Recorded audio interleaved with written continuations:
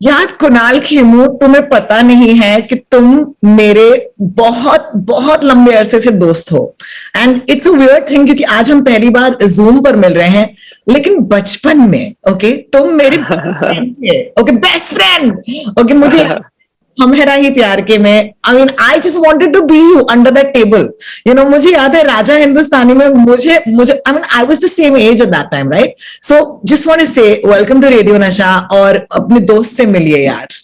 Thank you so much मेरे दोस्त। This is wonderful. कुछ साल पहले ऑफ कोर्स डिजिटल डेब्यू तुमने किया इसी शो के साथ, और एक शो को 3 सीजन मिलना Kunal is very rare in today's day and time, because usually shows season करते हैं, इंटरेस्ट चला जाता है।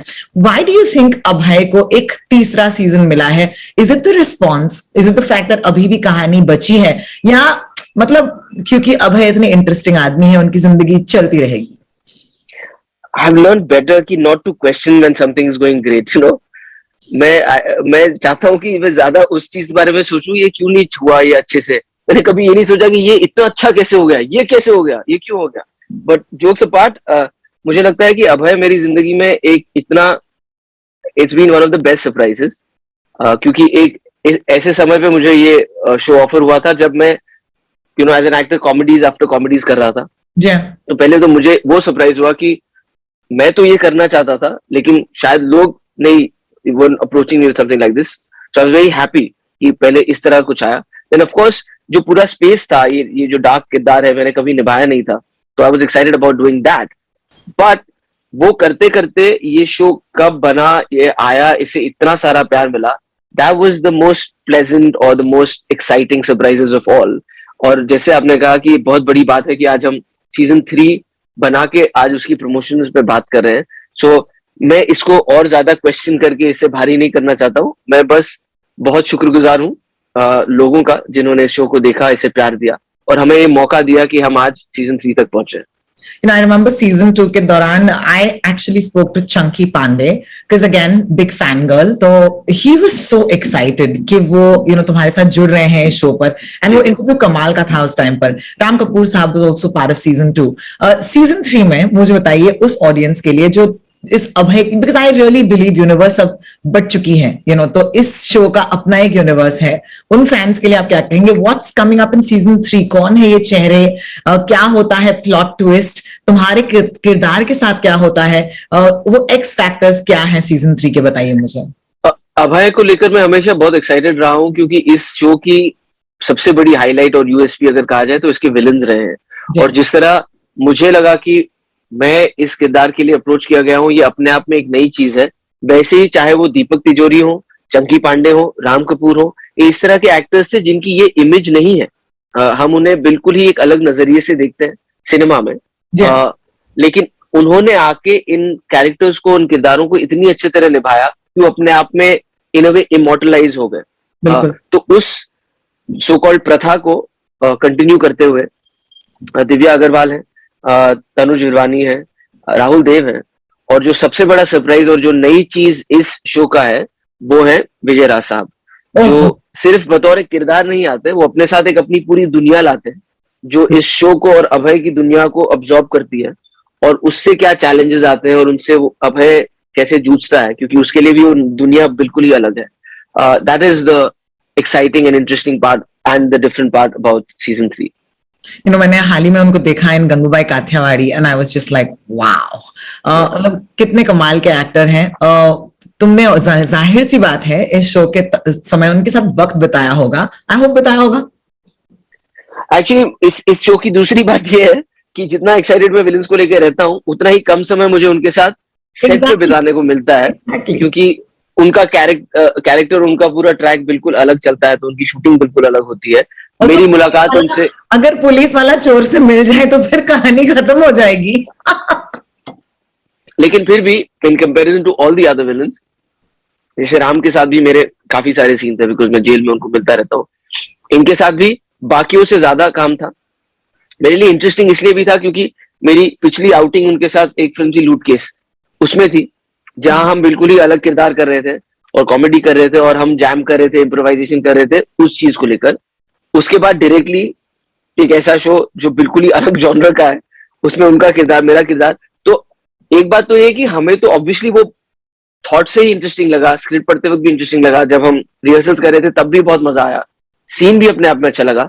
लेकिन अब उन सब का जो मेन रिजल्ट है वो ये है कि जब ये स्क्रीन पे आएगा, तो for me as an audience and then as an actor who's worked with him, it will all be fruitful and it will all be materializing in front of us when we actually see it. तो वो अभी तक मैंने किया नहीं है क्योंकि मैंने वो सीन्स नहीं देखे खुद भी, नहीं है, so I'm excited about that. जी फैंटास्टिक। तुम्हें पता होना चाहिए कुणाल कि यू नो ऑफ कोर्स हम तुम्हें बहुत सालों से फॉलो करते आए हैं and I think that's also because you been working for so long right in the industry, कुछ लैंडमार्क फिल्मों का हिस्सा रह चुके हो। I am just gonna throw couple of films at you because हम रेट्रो रेडियो स्टेशन है। अच्छा मुझे पहले बताओ, रेडियो सुनते भी हो? मतलब रेडियो बिल्कुल सुनता हूँ, मैंने आपका शो भी सुना है। और आई थिंक गाड़ी में अब वो टाइम ही चला गया जब हम पहले बचपन में ना डेक में इन्वेस्ट करते थे क्योंकि उसमें सीडी डालेंगे और गाने सुनेंगे। अब तो डिफॉल्ट पे ये भी याद नहीं रहता है कि हम अपना म्यूजिक बजा सकते हैं, क्योंकि बैठते ही गाड़ी में रेडियो चल जाता है। And I do like radio Nasha quite a lot and I do listen to your show also. Thank you so much, क्योंकि हम 70s 80s 90s के दीवाने हैं। जिसको ना टेक यू बैक एंड ये तो अभी भी तुम्हारे साथ होता होगा सारे इंटरव्यूज में कि एक बात बताइए, हम है राही प्यार के शूट के वक्त क्या हुआ था? सो सम ऑफ द बेस्ट, हम है राही प्यार के क्या याद आ रहा है? मुझे अपना पहला दिन याद है जो इस्कॉन के ऑडिटोरियम में हमारा पहला दिन था शूट का। और आपने अगर फिल्म आपको याद है तो जब वो हमें म्यूजिकल प्रोग्राम दिखाने के बहाने एक भरतनाट्यम परफॉर्मेंस दिखाने ले आते हैं जो एक 8 साल के बच्चे के लिए is not the idea of a musical concert. So और जो वो माउथ ऑर्गन निकाल के बजाता है, that I remember was my first day on that set on a film where I barely knew what every department is. So that is the most strongest memory for me in that. And the second and the best memory वो जब आप किसी 8 साल के बच्चे को बोलते हो बेटा ये बाल्टी भर के अंडे, ये बाल्टी भर के टमाटर है, अब इनको इन लोगों पे मारो। तो मैंने कहा यार इससे अच्छा क्या मांग सकता है ये बच्चा। So those were the two lovely memories, and of course the time that we got to spend with not just Bhatsa, because I kind of clicked with him from day one and I've always loved him. But also Amir and Juhi, who despite the fact that you know 8 साल के बच्चे का बड़ा ये होता है कि इसको जब लोग मिलते हैं ना तो उससे ऐसे बात करते हैं जैसे वो अभी पैदा हुआ है। कैसे हो तुम? ऐसे वो स्वीट, ऐसा नहीं किया उन्होंने कभी। They always treated us like equals, professionals, and there was so much fun. So I think my first outing was very important क्योंकि आप वही memories, आपका experience कैसा रहता है, that defines if you even want to do it. और मेरे लिए वो profession नहीं था, एक हॉबी थी जो मजा आ रहा था करने में। And I think that entire experience was so nice that I really wanted to do it again. Fantastic. I remember debut भी भट्ट साहब की ही देन थी 93 में जब सर आई थी and I think it was the same time right. एक बार he found you, उन्होंने कहा सब में कास्ट करेंगे इस लड़के को, which is actually true because मैं पहले हमारे प्यार की हुई थी, फिर सर हुआ था। और भट्ट साहब की फिल्मों में जब कोई भी बच्चा होता था तो वो मुझे he used to just call me, but मेरा भी ना उस वक्त एक फंडा था, मेरे को हीरो के बचपन का रोल नहीं करना था क्योंकि मैं भी फिल्मी बच्चा हूँ। तो मैं हमेशा देखता था कि यार बच्चे ने बड़ा अच्छा काम किया, फिर ये दौड़ा और ये बड़ा हो गया और अब हीरो आ गया, अब ये बच्चा ही नहीं है, या ये बच्चा दीवार पे चढ़ा और वहां पे हीरो कूदा, अब बच्चा भूल गए। तो ऐसे मुझे ये नहीं करना है क्योंकि मुझे जब मैंने हमारे प्यार की देखी थी वो एक्सपीरियंस जब थिएटर में था ना बड़ा अच्छा लगा, आप पूरी फिल्म में थे, तो मेरा ये बड़ा फंडा था। तो बच्चा भी respect it, but he is actually the only person जिनके लिए मैंने हीरो के बचपने का रोल भी किया, otherwise I should never do it. I should respect that. And in fact when Zakham happened, he was supposed to make it a few years before it actually happened. And by the time it really happened I was in my 10th and I had decided कि मेरे से नहीं होगा, and he said that I won't make the film.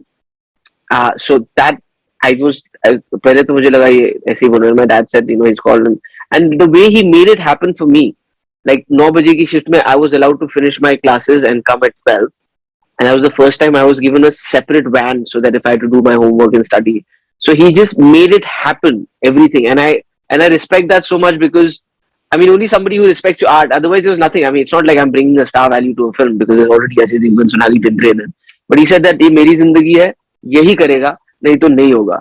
So yeah, so I mean he's responsible, and Zakham did become the most pivotal film in my life, जिसकी वजह से मुझे भी लगा कि यार मैं एक्टिंग करना चाहता हूँ। और Yeah, yeah.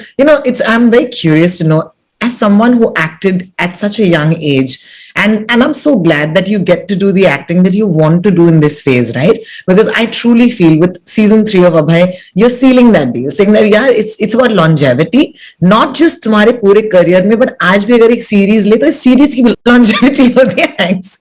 Oh my God. So what do you think you took from those days? ऐसा एक भी शस्त्र है जो शायद बचपन से कुणाल खेमू के पास है, जो आज भी काम आता है जब वो एक वर्किंग एक्टर है?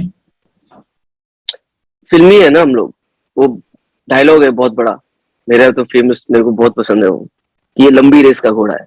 जी हाँ. So you have to always just do the stuff that you believe in, और उसको आप शिद्दत से करते रहिए. बाकी सारी चीजें आपकी हाथ में नहीं है, but it is better to do something for a longer period of time as opposed to burn out really fast. Yeah. So I feel that while we can sit here और हम प्लान कर सकते हैं कि ऐसा करेंगे तो जल्दी से हमको ये मिल जाएगा, लेकिन वो जल्दी से मिल गया तो फिर उसकी इज्जत भी उतनी कम हो जाती. So I'm very happy doing what I'm doing. In the moment there have been moments of frustration, like ये क्यों नहीं हो रहा है, why not me, why is this happening to me? But I think that is so important because that also makes you who you are as a person and discover newer and newer things about you. And I feel that मैं जहाँ आज हूँ is because of everything that's happened in life. So जैसे आपने शस्त्र की बात की, I'm very happy that जो मेरे पास शस्त्र है वो मेरा talent है, और वो talent is connecting with the people is the gift. Because I think there are a lot of talented people, some of them are more talented than I am in different ways or in the ways that I am, who may not have gotten this platform. Yeah. Or gotten this opportunity or gotten this audience to give them the love. So I consider myself lucky and I'm grateful for whatever's happened. Thank you so much for your time. Thank you, Rohini. Thank you. See you soon. Bye. Bye. Radio Nasha.